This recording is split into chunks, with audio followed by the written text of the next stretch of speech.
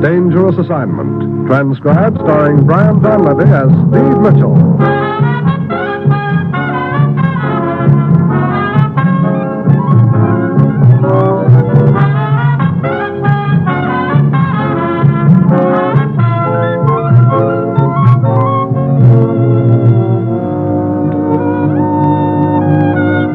Danger is my assignment. I get sent to a lot of places I can't even pronounce. They all spell the same thing, though, trouble. But when I walk into the commissioner's office, I don't realize that this assignment's going to wind up with my life depending on a handful of ashes.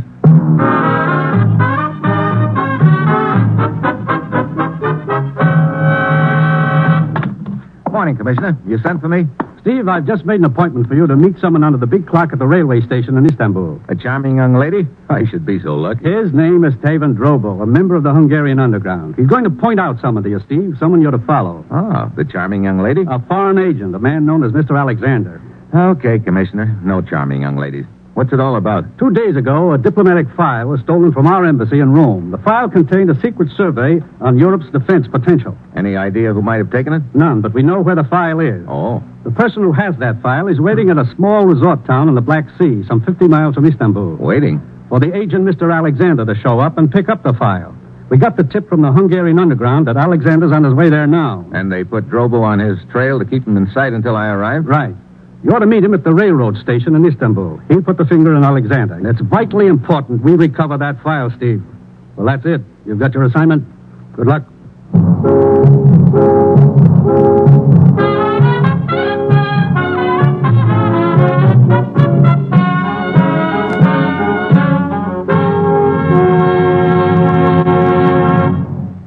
The National Broadcasting Company is presenting Dangerous Assignment, starring Brian Donlevy in the role of Steve Mitchell, colorful two-fisted government agent.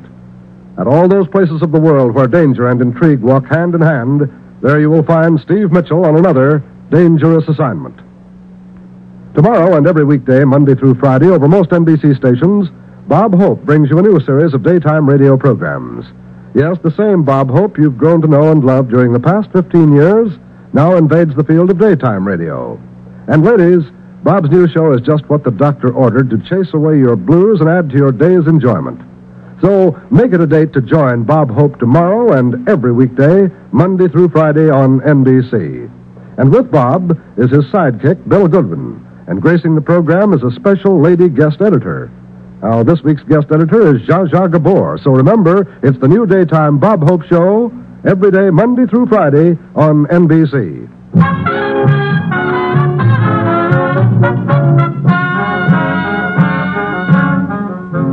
Sure, I've got my assignment. Get over to Istanbul and contact a man named Tavan Drobo who's going to put the finger on a foreign agent for me. Then I'm supposed to follow that agent, and he leads me to the person who stole a diplomatic file from our embassy in Rome. It's as simple as that, only I've got a hunch it won't be. It never is. It's early Tuesday evening when my plane lands in Istanbul. I hustle right over to the railroad station, park myself under the big clock, and wait for Drobo. Then I spot a little gent in the crowd, eyeing me. He's wearing a gray fedora, long black coat with a velvet collar. He's carrying a small suitcase and an odd-looking umbrella. He throws a quick glance around the waiting room, and then he comes over. He could be Drobo. Pardon me. May I trouble you for a light? Sure. Care for a cigar? No, thanks. Here you are. Thank you. Thank you, sir. Hey, strong little rascal, isn't it? Oh, excuse me. You are waiting for someone? I'm expecting a friend. A charming young lady, perhaps, eh? No, a gentleman from Budapest. Oh, if you can spare a moment, I have something to show you of great interest, my friend. Lead on. Do not follow me now. Wait until I have left the station.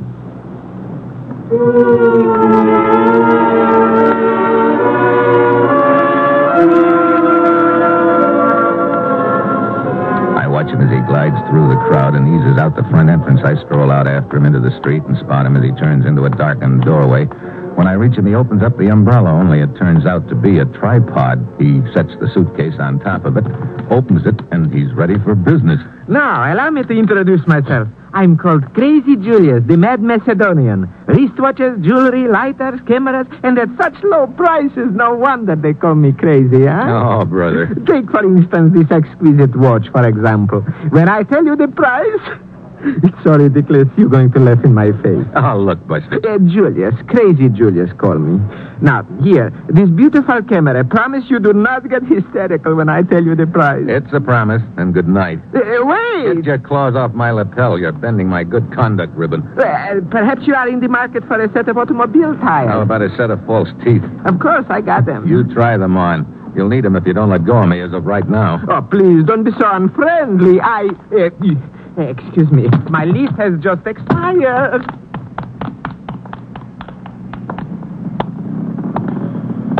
Mitchell, Yeah? I am Tevan Drobo. I happened to see you just as you were leaving the station.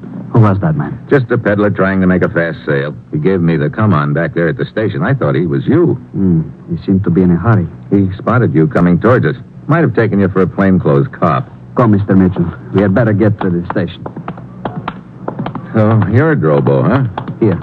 These papers will identify me. Yeah. Okay, Drobo. Where's our boy, Alexander? At the station coffee counter. Two of you just get in? Yes, a few minutes ago. A good thing I saw you when I did. Yeah, we might have missed connections on account of that peddler. Over this way. You said Alexander was at the coffee counter, Drobo, huh? Yes, he was standing... No one there now. He's gone. Come on, let's get back outside.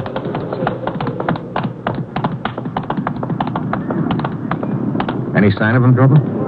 No, I don't see... Wait, yes, there he is, getting into that taxi. Okay, let's stay with him.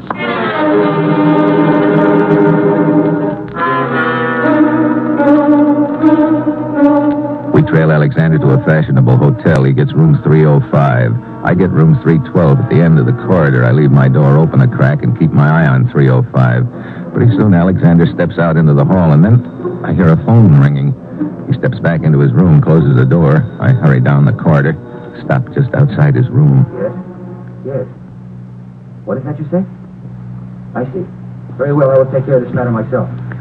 I hear him slam down the receiver, and then his footsteps hurry toward the door. I can't get to my room in time, so I take 3 fast steps and ring for the elevator. Good evening. Oh, hello. I just rang for it. Oh, good. Beautiful evening out, huh? Shame to stay cooped up in one's room. Yeah, same idea occurred to me. Thought I'd take a little walk before hitting the sack. Heading the SAG.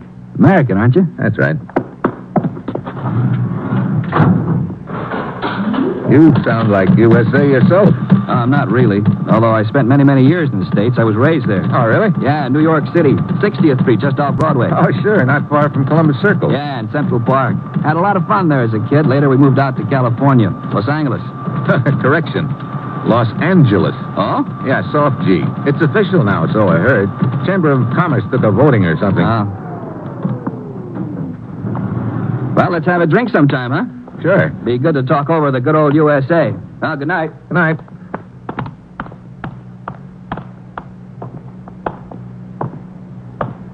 I see you have met a friend. Yeah, he almost caught me listening at his door, Drobo. He just got a phone call. Oh?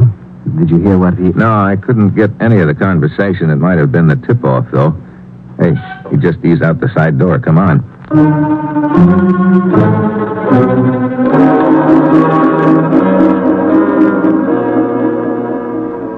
We trail Alexander for several blocks. Then as we ease around a corner into a narrow, crooked street, he's suddenly nowhere in sight. Drobo and I turn on the gas. He must have turned into one of those houses along here. Yeah. Which one? Couldn't have gone very far. We're only... Hey, what was that? Over there, Mr. Mitchell. That gate has just closed shut. Yeah, he probably ducked in here. Looks like a courtyard. Careful, Mr. Mitchell. You stay parked right here. I'm going in. Across the courtyard, then up the steps to the first floor. I slip along the balcony overlooking the courtyard below. The dog's howl is the only sign of life around. I move up the stairs again, and when I reach the second floor balcony, Alexander is waiting for me. I dive at his knees, and the slug whips past me. The gun goes off again close to my ear. I sink it right into his middle. He bounces away, but comes right back. This time swinging a chair. I duck under. He staggers past me and slams into the rail. It doesn't hold.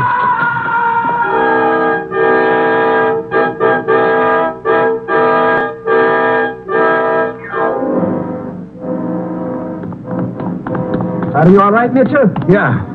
What about Alexander? He's dead. Dead? Well, that does it, Drobo. There goes our one lead. One man who could have led us to the person with the missing file. Maybe there's something in his pocket. I'll have a look. What are we going to do now, Mr. Mitchell? I don't know.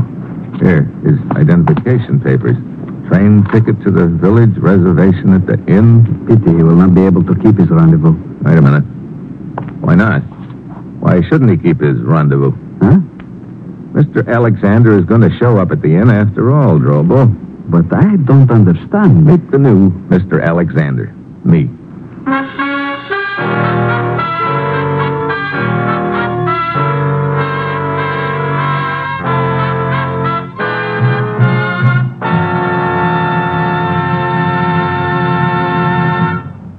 Steve Mitchell will continue his dangerous assignment in just a moment. Having a tough time saving money these days? Well, comes the day before payday and you just can't figure out where the money's gone? Well, then listen. There's a good cure for that trouble. Save before you get a chance to spend. Yes, save automatically by purchasing United States defense bonds through the payroll savings plan where you work or the bond-a-month plan where you bank. Now, on the payroll savings plan, you can save as little or as much as you like. Yes, your employer automatically saves it for you each week. And then, as soon as there's enough, you receive your bond. It's as simple and painless as that. The bond-a-month plan at the bank works the same way. Each month, you automatically buy a bond, whatever denomination you choose. Now, one of these plans will fit your budget. And remember, today, defense bonds offer you more interest, a quicker return on your money. Yes, they're now even better, so invest more in defense bonds.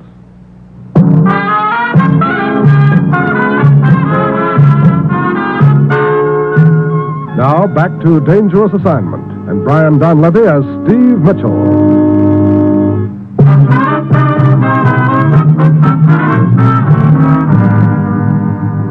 Take the dead man's place, Mitchell? Why not? Alexander could pass as an American anytime. I've got his papers, and this looks like my best chance of getting that stolen file back.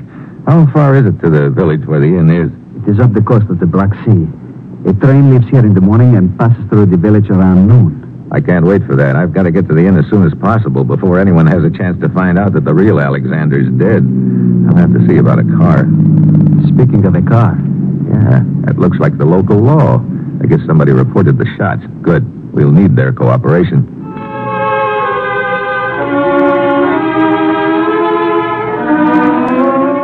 I show my credentials to the police officer and ask him to keep Alexander's death hushed up for the present. He arranges for a car, and Drobo and I head for the inn. We arrive about 8 a.m. The morning is chilly and gray. Nobody seems to be up but the host. And as he leads us up the stairs, we get the idea that he wishes he wasn't.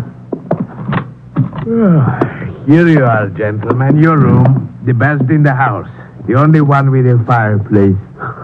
And such a magnificent view of the coast. Are we keeping you up? No, not for long. Business must be a little off, huh? Oh, so. 5 guests. Just enough. Perhaps you could tell us who they are so that we could become acquainted sooner. Oh, of course. Nice English couple whose name is Pemberton, Signor Alfredo Montic from Rome. Oh? A man named Coutrin, and a young lady, Niva Bratov. All very nice people.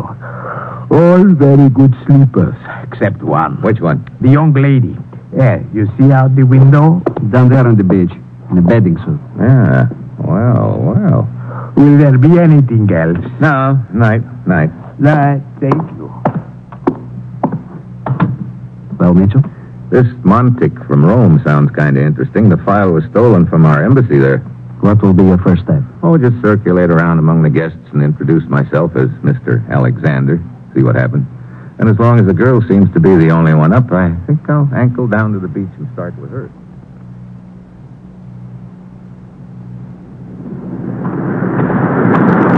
Hello.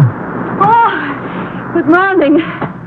Pretty cold morning for a swim, isn't it? Oh, it's quite invigorating. Here's your towel. Oh, yes, thank you.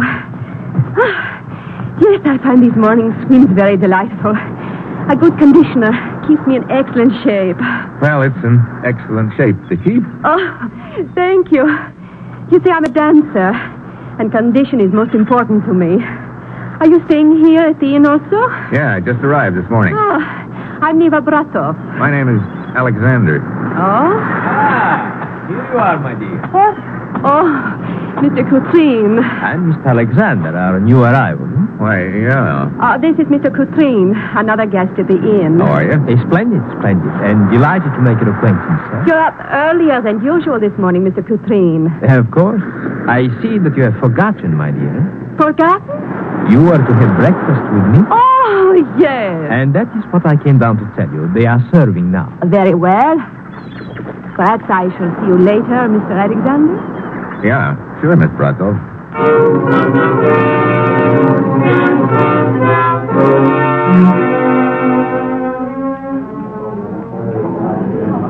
Back at the inn, Drobo is still waiting for me in the room. We go downstairs to the dining room and look over the lot.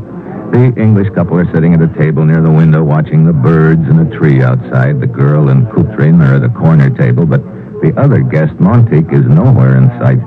You say Coutrin addressed you as Mr. Alexander even before you were introduced? That's right, Drobo. Of course, our sleepy innkeeper could have mentioned the name to him. Or else he is the one with the file and was expecting Mr. Alexander's arrival. Yeah, could be as soon as he heard I was here, he hustled down to the beach only to find the girl there. Naturally, he could not say anything to you in her presence. Of course, it could be just the other way around, too. The girl? Yeah. After I told her my name was Alexander, I think she started to say something. But Coutrin interrupted with his arrival. So, either of them could be the one. But the question is, which? And there's still Montique. I wonder where he is. Perhaps he's a late sleeper. Then, what now? Only one thing we can do. Go back to the room and wait for somebody to make a move.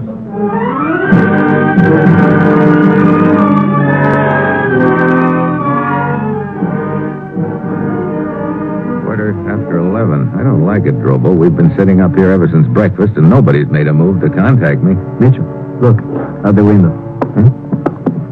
Hey, Neva walking along the road that leads to the beach. But she's not going for a swim. She's fully dressed. That road also leads towards the village, doesn't it? I believe so. Wait, there is Coutrin down there on the terrace. Wandering off in the other direction, huh? Well, I'm not going to wait any longer. What are you going to do? Maybe I'm supposed to go to the one who's got the file instead of waiting for him or her to come to me. I might as well start with Montique. According to the register, he's got the room at the end of the hall. What will you say to him? I'll introduce myself and see if the name registers. If so, I'll tell him somebody's after me, that I couldn't wait for him to come to me.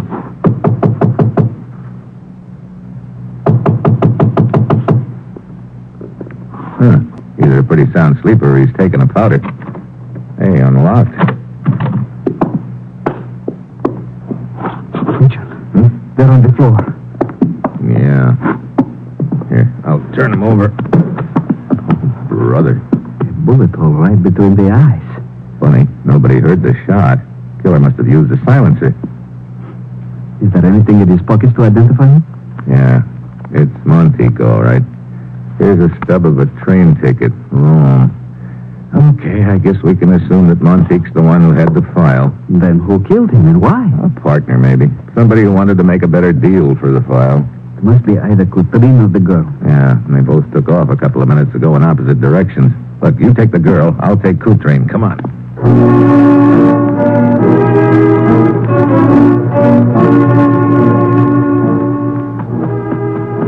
Drobo goes in one direction, I go in the other. I pound along the road Coutrin took a few minutes before. Then I round a bend and spot him in front of me. He's kneeling beside a tree as if hiding something. I ease up behind him, but a twig cracks under my foot. What Hello, Coutrin. Oh, Mr. Alexander. Yeah, Mr. Alexander. You startled me. What do you... Wait a minute. A little bird? Yes. Apparently he fell out of the nest. I noticed him as I was walking by. Isn't he a cute little fellow, eh? Oh, great. He's something you met. Skip it. What are you grinning at? Well, I must say you present quite a picture. Glaring at me suspiciously with a dark streak across your forehead. Dark streak? Here, would you care to borrow my handkerchief? No, thanks. I've got one. Looks like soot. Where could I... You see? You had some on your hand. You must have rubbed it across your forehead. Yeah, but how could I get soot on my hand? Wait a minute. Hold everything. What's the matter? I think this whole deal just slid into place.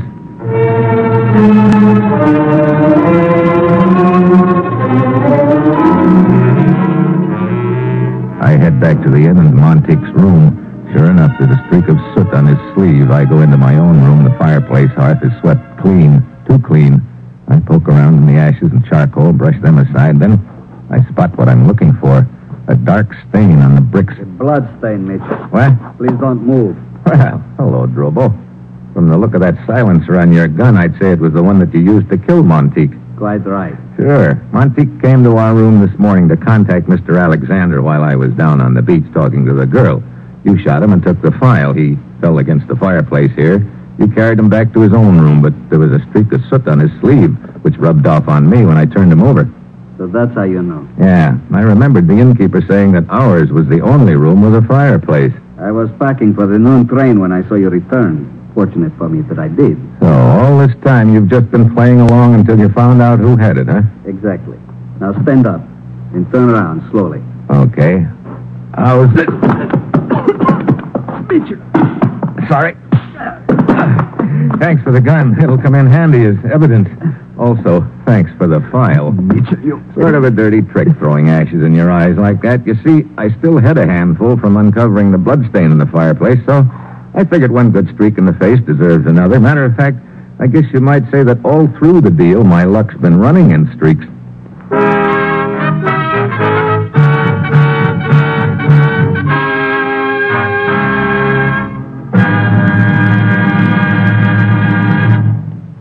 Our star, Brian Donlevy, will return in just a moment. Tuesday night is Comedy Night on the NBC Radio Network. Yes, here you'll find such laugh-packed programs as The Red Skelton Show, The Dean Martin and Jerry Lewis Show, and Fibber McGee and Molly, each with more than its share of comedy material for you. Yes, Dean and Jerry, those madcap comedy characters, provide 30 zany minutes of mirth and madness.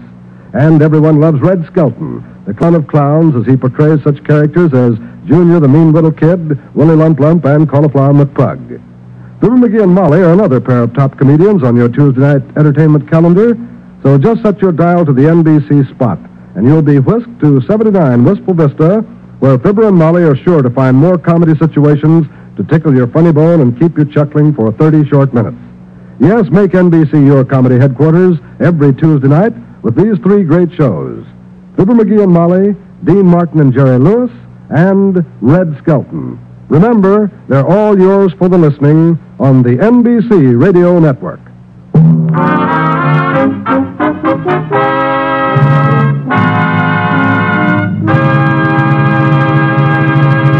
Next week, Germany.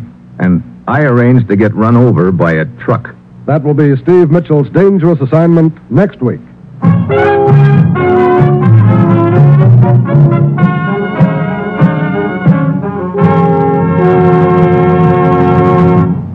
Included in tonight's cast were Paul Frees, Harry Bartell, Herb Ellis, Jeannie Bates, and Tony Barrett. This is John Storm speaking.